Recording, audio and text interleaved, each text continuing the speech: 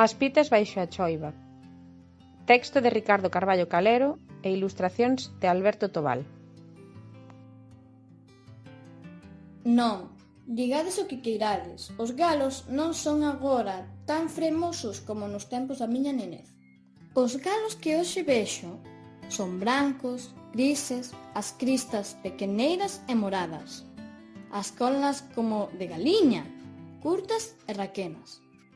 Cando eu era cativo, outros galos nos cantaban. Eran unhas aves ergueitas, lanzás, maxestosas. Cristas vermellas que pandeaban co pesadume, feros peiteiros, ollos acesos, colo tornasolado de lene e fonxe plumaxe, podentes azas, esporas douradas.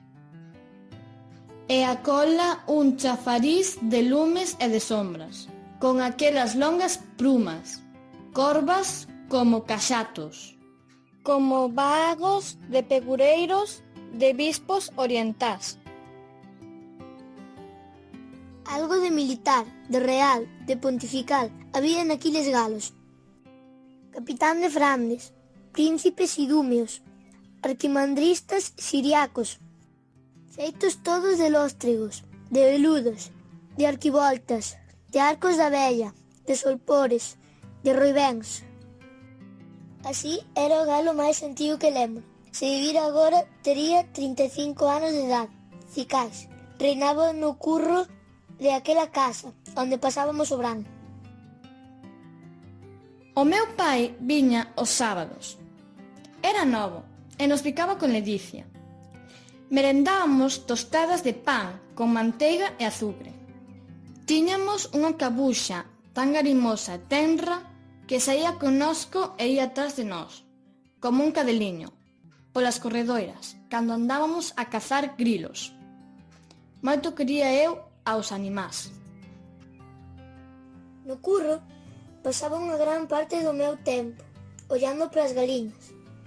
Vías escarabellar na terra, en percura de vermes e miñocas. Botáballes o millo, recollía os ovos que anunciaban co seu alporizado cacarexar. Cada ave tiña un nome posto por min, e eran tan estreitas as relacións entre min e elas que cheguei a coidar que nos comunicábamos co pensamento e sostiña longos diálogos mentás, coas bulidoiras pitas e o seu fremoso acougado rei. Unha ráfega de vento de zócato conmoveu o ar, e unha nube moura esvarou polo ceo. Laiáronse as árbores docemente e axiña veuse o sol. A volta azul fíxose gris e fría. E a chova comezou a caer. Era unha choiva de brán, torrencial e esmagadora. A terra seca bebeu arelosamente as primeiras augas. Logo, en cheita, rexeitou beber máis. Pozas e miúdos regueiros xurdiron entre a lama. Alampou un lóstrego, como se o carro de patacas emborcara a súa cárrega a rolar polo teito do ceo. O trono se escuitou. Non había poleiro acaroado ao curro. Recollíanse as pitas pola noite dentro dunha casa, nun rocho axeitado. Aquela será detrás dunha fiesta. Eu ollaba chover e de súpeto vin as pitas, mal pocadas, coas colas baixas, a chola afundida, arrechegadas ao muro, nos recantos, esmaecidas, murchas, tristeiras. Aí a auga escorregaba por riba delas, teimosa, cruelmente. Non o poiden aturar. Baixei como un lóstrego e abrindes a porta da casa, mas as galiñas non se moveron. Chaméinas en van. Churras, churras! E saín ao curro, atafegado, para adugar a grea a teito. Mais cando chegaba cabo de unha ave, esta fuxíame e alongábase máis cada vez. Así, mollado Eu mesmo ata non poder máis.